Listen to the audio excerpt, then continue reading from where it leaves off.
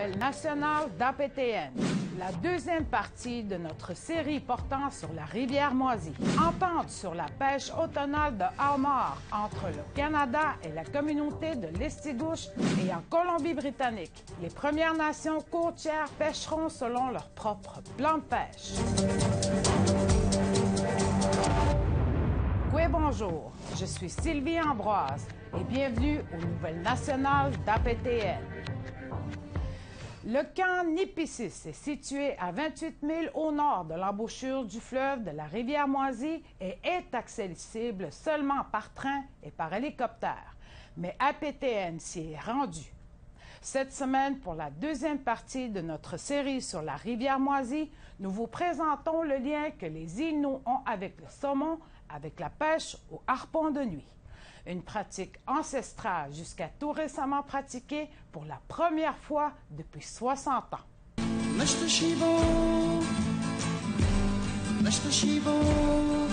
Des pêcheurs de partout dans le monde viennent y pêcher dans la rivière Moisy, malgré un afflux de touristes américains qui complique l'accès au fleuve. La pêche au saumon est une activité que les Inuits pratiquent depuis des temps immémoriaux.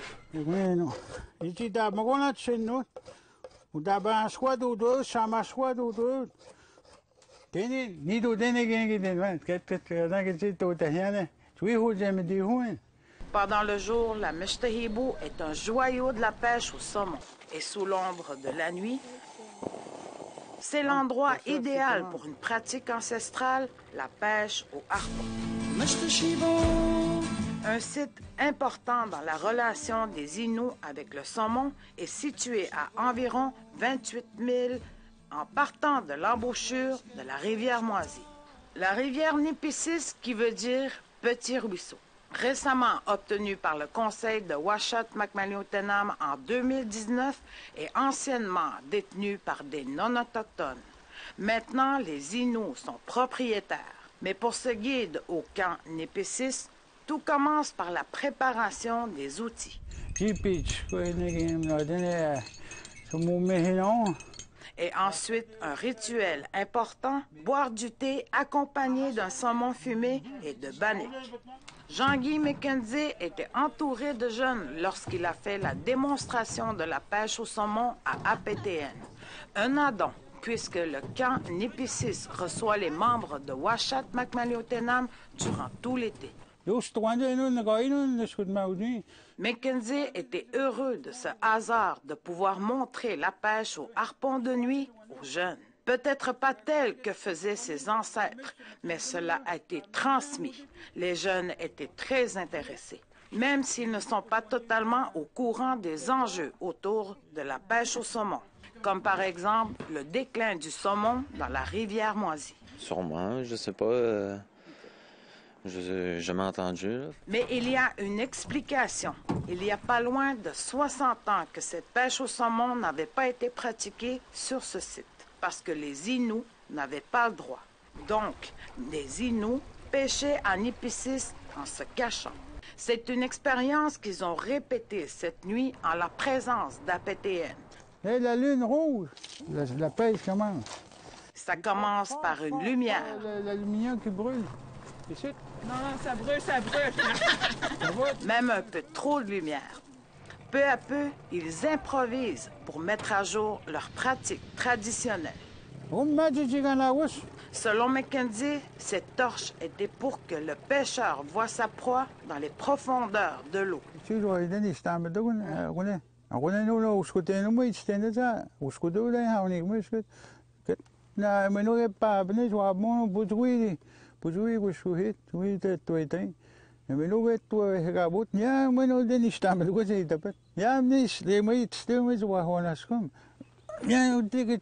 Les leçons continuent avec une démonstration de la technique. Pendant son enfance, Mackenzie a appris qu'il faut viser la tête, car il sent le harpon quand il pénètre dans l'eau. Si on vise son corps, tu risques de le perdre en le piquant dans la queue.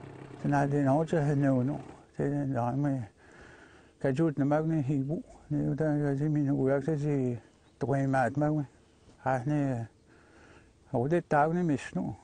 Tino is misno ko si no tamnad mag ni. Yan ni dan mo baga me hanga jwadan. Ni tuwani at ni na mustene ko si dud mag ni.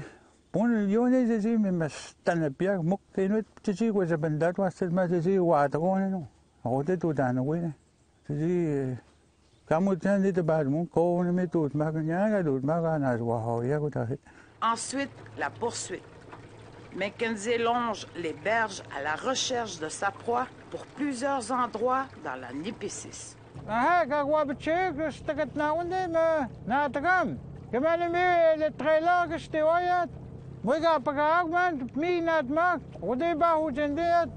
Mais durant 2 heures, rien pour Mackenzie. La Nipissing était d'abondance autrefois. La Nipissing n'a rien donné ce soir pour Mackenzie. Mais il ne suffit pas pour empêcher Mackenzie d'embarquer sur son canot et de réessayer à nouveau. Ako din o, sanini ko ni idud man o. At so ya ka wa mo, mga mo channel jeslo sama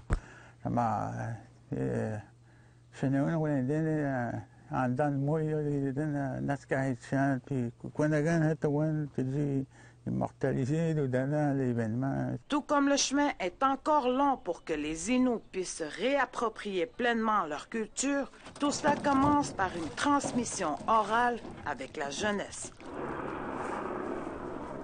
C'est comment Maxime Rock de Ouachat Macmaliotenam a appris comment les Inuits mangent le saumon fumé pendant les grandes occasions, soit pour des mariages ou des grands rassemblements. C'est vraiment la technique. Nous, comment il m'a appris quand on mangeait ensemble en famille. Le saumon fumé, il y en a beaucoup de manières de le fumer, en vue de le consommer ou bien de le conserver. Son ingrédient principal est le produit de la poudre d'un arbre qui a tombé. C'est ce qui donne, selon Rock, le goût du saumon fumé. Très orange. Les peaux rouges. Puis, c'est drôle, là. Si tu le mets dans tes mains, je vais te donner un morceau, tu le feras. Puis tu vas sentir, c'est quoi je veux dire, le waterproof. Rock utilise des bouts de bois cueillis sur la plage rejetée par la mer pour alimenter son feu et qui contient déjà du sel. Le produit de la poudre de l'arbre tombé a des propriétés aussi anti-moustiques et les Inuits l'utilisaient pour fumer la peau du caribou. Depuis que je fais ça, j'ai étudié ça pareil. Pourquoi il le prenait, tu sais, pourquoi il revient autant souvent. Hein? Puis j'ai pu sortir de tout ça, puis c'est ce qu'on m'a dit, moi. C'est drôle comment que notre instinct de survie il était fort. Je me dis, tu sais, pour trouver tous ces petits trucs-là, puis c'est à côté, là, c'est dans le bois qui est là, partout, là. Maxime est très fier de montrer cette méthode de fumage du poisson. Et voilà. Très pas compliqué. La transmission orale des traditions revêt une importance chez les Inuits. Rock est très reconnaissant de ce fait. Mackenzie, pour sa part, est d'accord. On est à bout de man, c'est une autre. On va se dire, conscientiser une autre, c'est haben de nous, de la relève, oui, tout. Quand le mec de 16 ans, 17 ans, des potes dans ce temps-là. Mais 5 ans, 6 ans, 7 ans, des potes. C'est sur cette bouchée que l'on vous laisse déguster avec les yeux. Nous avons abordé le passé et le présent. Mais qu'est-ce qu'il y a dans le futur pour la rivière Moisie?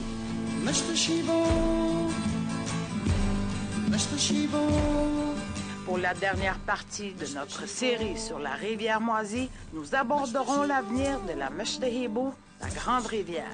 Sylvie Ambroise, Nouvelle Nationale d'APTN, Maliotenam.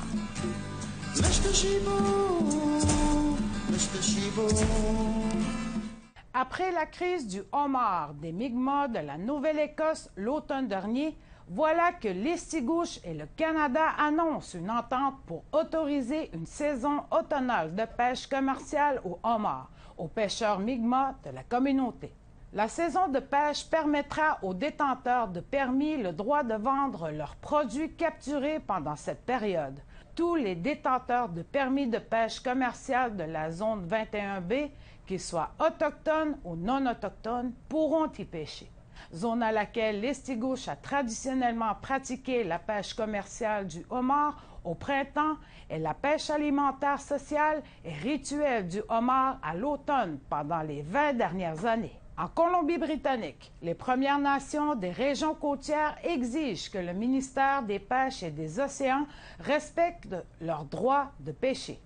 5 Premières Nations Nuu-Chaloot déclarent qu'elles ont délivré des permis et qu'elles pêcheront conformément à leur propre plan de pêche. Après 18 ans devant les tribunaux, elles affirment ne plus pouvoir attendre. Un reportage de Lee Wilson. En 2009, la Première Nation Ahousa a remporté une victoire devant la Cour suprême de la Colombie-Britannique contre le Canada, protégeant ses droits autochtones de pêcher sur son territoire traditionnel et d'exploiter commercialement les produits de sa pêche. Il s'agit de l'une des 5 nations du Channel établies sur l'île de Vancouver visées par cette décision, qui est considérée comme une victoire pour les droits de pêche des Autochtones. Depuis cette date, le gouvernement fédéral a interjeté plusieurs appels de la décision auprès de la Cour suprême. Wickaninnish, Cliff Atleo, négociateur en chef pour la Première Nation Ahousa, affirme qu'auprès de 18 ans devant les tribunaux, peu de progrès ont été réalisés. It was going to be a roll of the dice when we go to court because it always is for our people. But our case was so strong that it's upheld very strongly, and the government has just been, really not cooperating. Les 5 nations du Channel ont exprimé leur frustration face au manque des progrès concernant leurs droits de pêche, et ce malgré l'appui des tribunaux. En avril de cette année, la Cour d'appel de la Colombie-Britannique a statué que le gouvernement fédéral devait négocier avec les Premières Nations.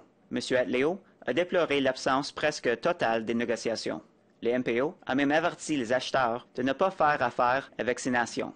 Les pourparlers avec le MPO se poursuivent, mais 5 Premières Nations lancent aujourd'hui leur propre pêcherie pour vendre les poissons et fruits de mer pêchés dans leur territoire traditionnel. 5 nations have created a fishing plan that they're going to fish to that have been authorized by the hereditary chiefs. And it's going to operate beyond the quotas provided by the government. Pêche et Océan Canada a répondu à APTN par un courriel, indiquant avoir conclu des accords et poursuivre les pourparlers avec les nations. Nous avons signé une entente de réconciliation progressive le 10 septembre 2019 et nous avons travaillé en étroite collaboration avec les 5 nations à une entente de réconciliation plus complète relative aux ressources halieutiques.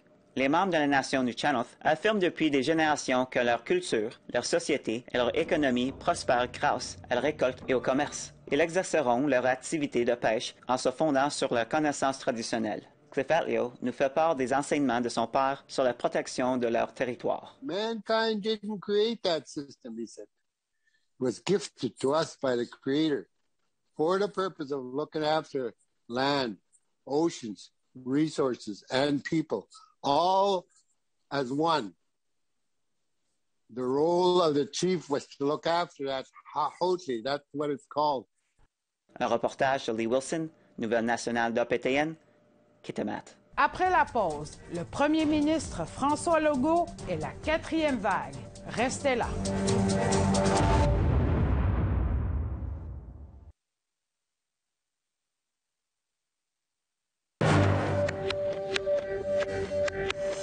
Bienvenue aux Nouvelles nationales d'APTN. Le premier ministre du Québec a annoncé une nouvelle ronde de restrictions dues à la 4e vague, ainsi qu'une mise à jour sur la campagne de vaccination lors de sa dernière conférence de presse en lien avec la COVID-19. Le Québec a maintenant administré plus de 12 millions de doses de vaccins de la COVID-19.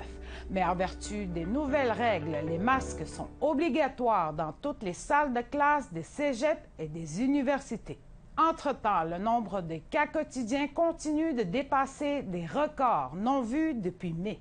Et un rappel, le passeport vaccinal du Québec entre en vigueur le 1er septembre. Voici une mise à jour sur la situation COVID-19 dans les communautés autochtones. Les résidents d'Equanjit sont invités à se faire tester après qu'un cas de COVID est passé par leur centre régional de la santé. Le Conseil de la santé d'Écrit a signalé 4 cas de COVID-19 cette semaine.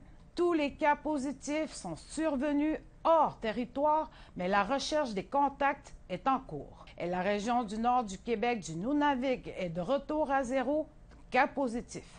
Mais une campagne de vaccination continue dans les communautés. La communauté Atikamekw de Wemotaci a décidé que la récente hausse de cas de COVID n'est pas suffisante pour les empêcher de tenir leur powwow annuel. Dans un communiqué de presse, le chef et le conseil de Wemotaci a dit qu'il considère le powwow comme un événement essentiel pour sa signification spirituelle et culturelle. Les participants devront présenter une preuve de vaccination avant d'entrer sur le site de l'événement les 4 et 5 septembre. Que pensez-vous de cette décision? Nous vous invitons à nous suivre sur les réseaux sociaux. Vos commentaires, suggestions et questions sont les bienvenus.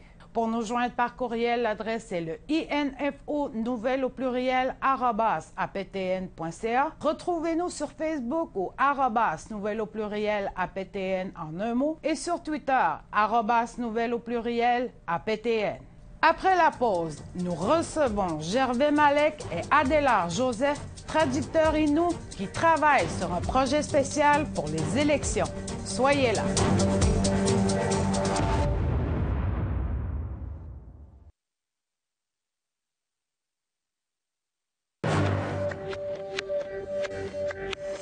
Bienvenue aux Nouvelles nationales d'APTN. Le débat des chefs sera présenté en anglais et en français, les langues officielles du Canada, mais aussi en 4 langues autochtones, soit le Déné, le Cri, l'Inuktitut et pour la première fois en Innu. Nous recevons Gervais Malek et Adélard Joseph de la nation Innu qui viennent nous parler des défis que représente la traduction simultanée du français à l'Innu lors du débat des chefs le 8 septembre prochain. Oui, Sylvie. Oui, Sylvie. C'est la première fois que l'Innu sera disponible en traduction simultanée pour le débat des chefs. Comment vous vous sentez avec ça, Gervais? Moi, je me sens très fier de participer à ce débat-là qui va avoir lieu à travers le Canada, qui va se faire très bientôt. Puis je pense pas pour la première fois que les Autochtones vont participer. Je pense la deuxième année. Dans les années précédentes, c'était les Dénés, puis plus les Cris qui ont participé. Maintenant, ils nous ont invités cette année, en tant que Innu, à participer pour faire la traduction simultanée lors des débats télévisés. Comment s'est déroulé votre atelier, Adélard? Ça a bien été, sauf que nous avons du temps pour se préparer pour le jour du débat et nous sommes prêts à faire la simultanée. Puis, je crois que nous avons une belle équipe. Nous sommes accompagnés de Gervais et Raoul qui est absent et on a hâte déjà de se retrouver sur le terrain. Justement, Gervais, y a-t-il eu des difficultés? Est-ce que vous prévoyez avoir des difficultés au niveau de la langue? Oui, c'est sûr, il va y avoir des difficultés au niveau des langues parce que quand même, on a un vocabulaire assez limité. Puis au niveau de l'Innu, puis le vocabulaire français est tellement vaste, puis on doit composer avec ça. Des fois, ça ne sera pas facile de traduire des mots scientifiques ou des mots très politiques qui sont souvent utilisés. Donc, nous, on doit se préparer. On a des techniques qu'on a apprises lors des ateliers qu'on a eus là-bas. Puis c'est sûr, il va être confronté par la vitesse des gens qui vont parler. Il y a du monde qui parle très vite, puis il y a du monde qui parle très slow. Donc, on doit composer avec ça. C'est sûr et certain, lors des débats, il va y avoir beaucoup de messages qui vont être véhiculés, mais déjà, nous, on va être déjà préparés. On doit lire plein de choses sur leur plateforme, sur quoi que ce soit, sur la biographie des gens. Mais notre difficulté, c'est quand ils vont s'entremêler, quand ils vont prendre. Et c'est là le défi qui est. Mais là, on doit composer avec ça. Ils nous ont montré comment faire face dans ce genre de situation-là. Mais je pense que ça va être un très beau défi qu'on va relever. C'est comme on est aux Jeux olympiques, là. On est rendu aux Jeux olympiques, on est dans la haute attitude de la communication, surtout en traduction simultanée. Normalement, moi, quand je traduis, c'est dans une salle, tout le monde parle normalement, chacun à son tour. Ça, c'est la petite bière à côté de ça. Mais regarde, où est-ce qu'on s'en va? C'est de la haute altitude, vraiment c'est vraiment, ça va être Un beau défi. un très beau défi. Vous pouvez peut-être me dire, Adélard, au niveau des mots, nous donner un exemple concret, comment qu'on peut faire une traduction simultanée et capable d'être bien compris. C'est sûr que chez nous, dans notre communauté, nous avons des aînés. Nos aînés, ce sont des dictionnaires Innu, puis ils sont toujours présents et on doit les consulter pour être sûr si nous avons prononcé le bon mot dans notre langue Innu. Et en arrivant chez nous, c'est sûr qu'on va consulter les aînés pour que les auditeurs Innu comprennent très bien le sens du mot. Comment traduire les parties, ça va être quelque chose de très important à faire. J'imagine aussi dans le plan électoral, y a-t-il des mots qui n'existent pas? Sûrement, oui, il y a toujours des mots qui... Mais il faut, nous, en tant qu'interprète, il faut chercher. La vitesse doit être rapide pour trouver le mot, mais il faut penser aussi aux auditeurs qui nous écoutent. Il faut traduire correctement le mot, le sens surtout du mot ou de la phrase. Il faut être toujours à l'affût. Oui. Ça? Oui. Puis comme moi, je parle Innu, les phrases, ils sont longues en français. Puis parfois, nous, on utilise quelques mots pour être capable de dire ou de faire la traduction. Comment? Mais là, c'est sûr et certain qu'on doit essayer de trouver pour réduire le mot. Regarde justement ce que donnait mon collègue Adélard. Juste le mot école. École, c'est assez court. Mais quand tu regardes, quand tu le prononces en Innu, tu vois, c'est tellement long. Le lieu où qu'on apprend. Le lieu où qu'on apprend. Regarde, c'est comme ça qu'on doit le traduire ou on doit le réduire. On doit essayer d'être très rapide aussi parce que l'interlocuteur, la personne qui va parler, il ne va pas nous attendre. Donc, il va falloir qu'on trouve des moyens, des techniques pour remédier à ça, pour qu'on soit plus dans le temps, dans le timing. Il faut suivre le timing, c'est sûr. Sûrement. D'alors, vous me parliez que vous avez eu aussi un contact avec des cris pour être capable d'avoir peut-être des trucs ou... Nous avons eu une visioconférence et la difficulté qu'il a eue, c'est les mots qu'il cherchait. Donc, on doit créer des mots... Comment on appelle ça? Des mots, un glossaire. C'est comme une sorte de glossaire. On doit le créer chez nous en arrivant. Mais déjà, le dictionnaire Innu va nous aider beaucoup, énormément. Ils nous ont vraiment outillés, aidés à faire face au métier. Puis je pense, si on est là parce qu'on est bon, parce que si on est là parce qu'on est des Innus qui veulent aussi véhiculer la langue, qu'on l'entend pas seulement dans notre communauté, à travers le Canada. C'est ça, moi, je trouve la merveille, ce qui est beau dans ce métier-là. On est comme un peu les véhiculateurs de la langue Innu grâce au travail qu'on fait.